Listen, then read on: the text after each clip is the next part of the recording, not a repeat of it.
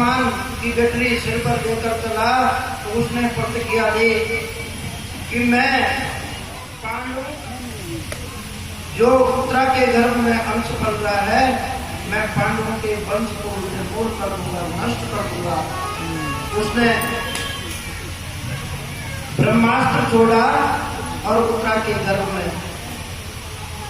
कथा आती है कि एक दिन भगवान श्री कृष्ण ने युधिष्ठिर जी से कहा, भैया युद्ध में आपकी विजय हो गई, आपका राज तिलक भी हो गया, अब मुझे द्वारिका करना चाहिए, क्योंकि वहां पर मेरी प्रतीक्षा कर रहे होंगे। द्वारकावासी मेरी राह देख रहे हैं, मुझे वहां जाना चाहिए। युधिष्ठिर जी बोले, भगवान आपके बिना हमारा मन तो नहीं लगता कि आप हमसे दूर हो जाएं, परंतु द्वारकावासी भी आपके लिए प्रतीक्षा में है, इसलिए आपको शीघ्र जाना चाहिए। कि इंद्रप्रस्थ से विदाई हो रही थी, तो जब वह द्वारका के लिए प्रस्थान कर रहे थे, जब उनका रथ निकला तो सारे इंद्रप्रस्थवासी सभी भगवान कृष्ण की मनोहर झांकी देख रहे थे। एक हाथ में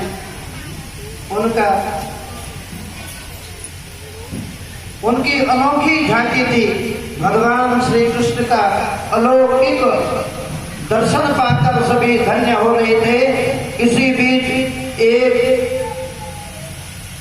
भीड़ से एक चीख पुकार सुनाई देती है, और कहते हैं वह नष्ट कर देगा। गोविंद मुझे अपनी मृत्यु का भय नहीं, भय है तो अपने इस शिशु का है, जो मेरे गर्भ में ये शिशु है इसका भय है, क्योंकि यह पांडव पुत्र, पांडव कुल का एकमात्र बीज है। कौरव पांडवों में केवल यही पुत्र बचा है जो इनका वंश चलाएगा। इसके नष्ट होते ही यह वंश भी नष्ट हो जाएगा, आप इसकी रक्षा करें।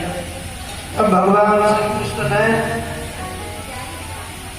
एक ही क्षण में सारी घटना को जान लिया। निश्चित ही यह अश्वत्थामा की करतूत है, उसी ने ब्रह्मास्त्र छोड़ा है। भगवान बोले, बेटी तुम तनिक भी चिंता मत करो, मैं तेरी रक्षा करूंगा। अब देखिए उसी समय में गोविंद अभय मुद्रा में खड़े हैं और सात सूक्ष्म रूप में उत्तरा के गर्भ में प्रवेश करते हैं। बोले श्री द्वारकानाथ की। कैसा स्वरूप है भगवान का, जो उत्तरा के गर्भ में है।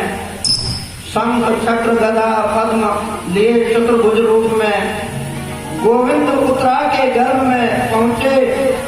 उसी समय ब्रह्मास्त्र आया और श्री गोविंद के दिव्य तेज को देख प्रणाम किया और वापस लौट गया। यहाँ परीक्षित जी यह सब लीला माँ के गर्भ में देख रहे हैं। यह कौन है जो मेरे चक्कर काट रहा है? धन्य है परीक्षित का भाग्य।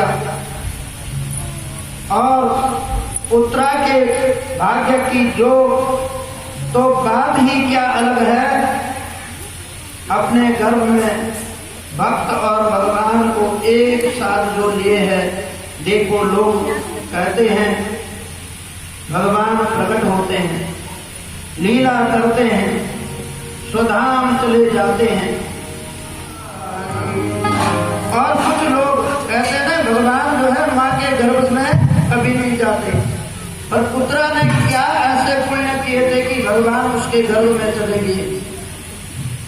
मतभेद है तो भगवान किसी के गर्भ में गए हों या नहीं, पर उत्तरा के गर्भ में गए हैं इसमें कोई संदेह नहीं है, क्योंकि परीक्षित ने गर्भ में भगवान का साक्षात दर्शन किया है।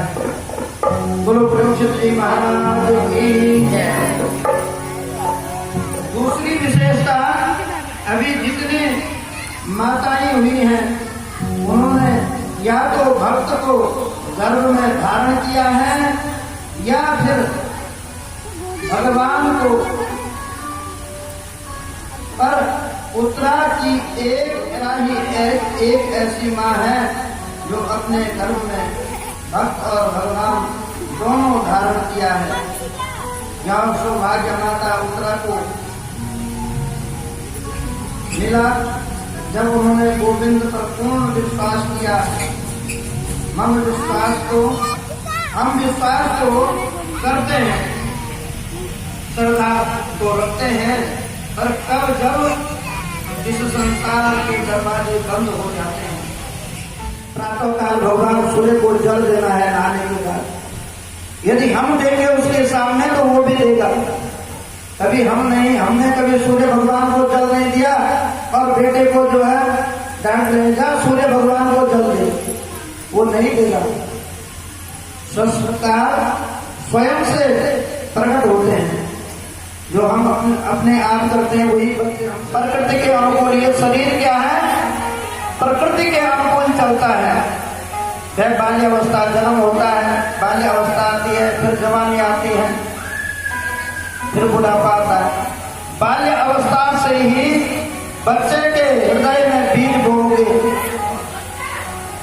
भगवान की तरफ उसका ध्यान लगाओगे, तभी वह बुढ़ापे करेंगे। वैसे ही हमारे बच्चे भी सीखेंगे। यदि हम रोज आते हैं भगवान के मंदिर में शीश झुकाते हैं तो हमें क्या मिलेगा?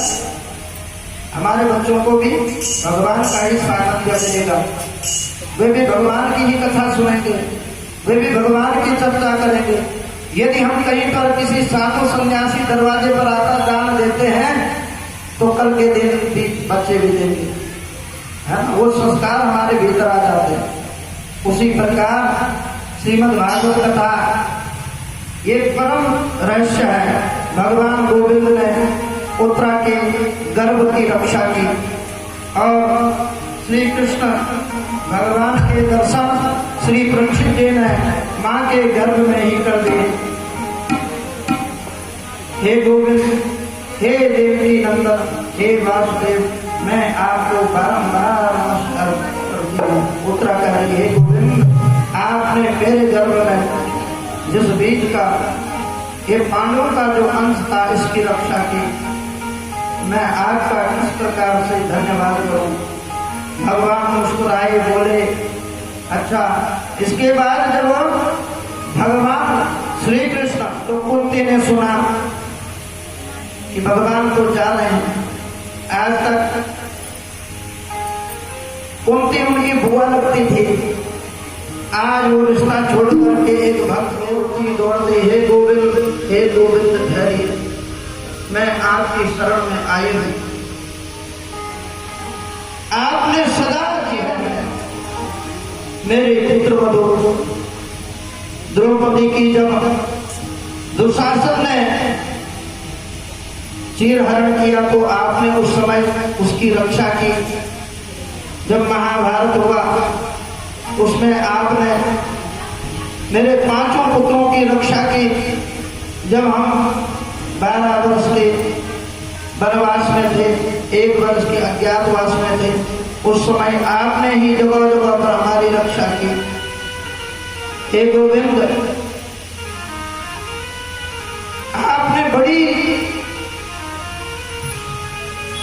मेरे जीवन में जितनी भी विपत्तियां आई हैं, आपने उन विपत्तियों से मेरी रक्षा की। मैं आपकी शरण में आई हूं, मैं आपका दर्शन करने चाहती हूँ। आपका किस प्रकार से मैं धन्यवाद करूं। हे गोविंद, मेरे पास कोई शब्द नहीं है। श्री कृष्ण कहते हैं, बुआ आप इतना शोक क्यों करती हैं? मैं आपका भतीजा हूं और आप मांगो क्या चाहती हो? आज जो मांगोगी मैं वही दूंगा। द्रौपदी का मां कुंती कहती है, हे गोविंद, यदि मुझे देना ही चाहते हो तो मुझे, जैसे मैं गरीब थी, मुझे गरीबी देना। मैं अमीरी नहीं चाहती हूं, क्योंकि मैं अमीर बन जाऊंगी, ऐश आराम करूंगी तो मैं आपको भूल जाऊंगी।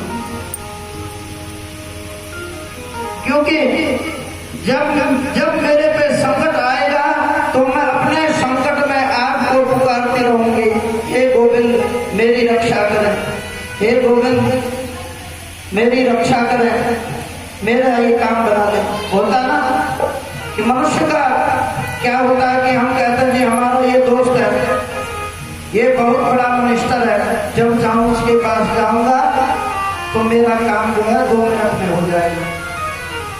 मेरा रिश्तेदार इतना पैसे वाला है, जब मेरे पे संकट आएगा तो ये मेरी मदद करेगा। जब संकट आता है, व्यक्ति किसी के पास भी जाता है तो किसी का सहारा नहीं कि भगवान आप ही मेरी सहायता करें। तो आपके जो आपने कभी जो अच्छाई की होगी किसी के साथ, वो पुण्य आपके उदय हो जाते उस समय। किस कारण? जब आपत्ति काल में आप भगवान का स्मरण करते हो, हे गोविंद मैंने किसी का बुरा नहीं किया तो आप भी मेरा बुरा नहीं करोगी। इस प्रकार से भगवान को रिझाते हो तो कोई ना कोई मित्र के रूप में आपकी मदद कर देता है। साक्षात नारायण ही आपका दूर का रिश्तेदार बनकर के आपकी मदद कर लेगा और उस संकट घड़ी में आपको बचा देगा। ऐसे ही द्रौपदी ने जब द्रौपदी का चीरहरण हो रहा था, युद्ध में पांडवों ने द्रौपदी को हार दिया, तो जब दुशासन पकड़ करके द्रौपदी को घसीटता हुआ राज दरबार में लाया तो अंधा राजा था, उससे विनती करी, पिताश्री आप राजा हैं, आपके एक आदेश पर मेरी इज्जत बच सकती है। वो मौन हो गए। द्रोणाचार्य से कहा, वे भी मौन हो गए। भीष्म पितामह कहा, दादाजी आप सबसे बुजुर्ग हैं, आप तो मेरी रक्षा करें। उन्होंने कहा, मैंने दुर्योधन का नमक खाया है, बेटी मैं विवश हूं, मैं कुछ नहीं कर सकता हूं। सभी ने साथ छोड़ दिया। तो द्रौपदी हारी हुई, रोती हुई किसको पुकारती है? भगवान श्री कृष्ण को याद करती है। हे कृष्ण, अब आपकी शरण में हूं, आप ही मेरी रक्षा करें, आप ही मेरे जीवन की रक्षा करें, मेरी इज्जत की रक्षा करें।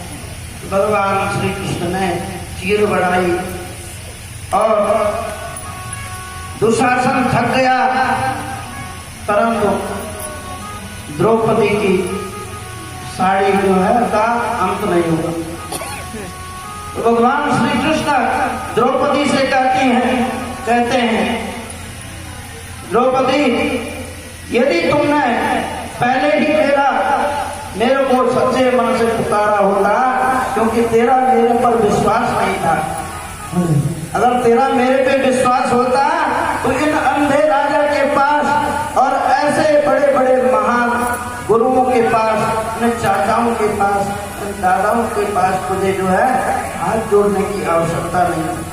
कहने का अर्थ यह है कि हम भक्ति करें भगवान की, तो भगवान पर हमें विश्वास होना चाहिए।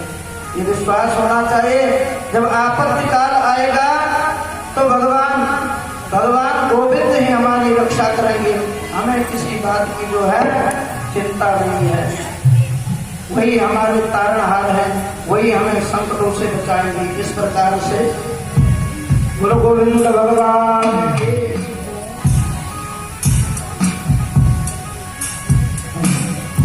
कृष्ण कन्हैया लाल